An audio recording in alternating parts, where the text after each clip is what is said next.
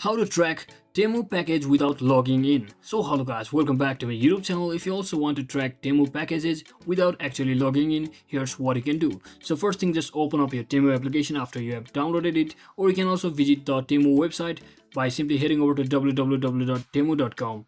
So once you're inside here, just head over to use section from the bottom right corner if you are using app. And here at the top you should see the option that is your orders. So simply navigate to your orders, and here you should see or find and click, which is typically located in your account settings or similar area. And here you should just identify the specific order you want to track.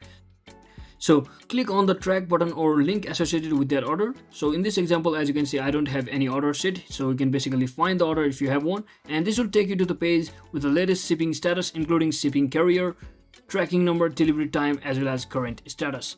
So you can also use the tracking number reference number directly on the Temu's website or app, potentially on the shipping courier website without needing to log in.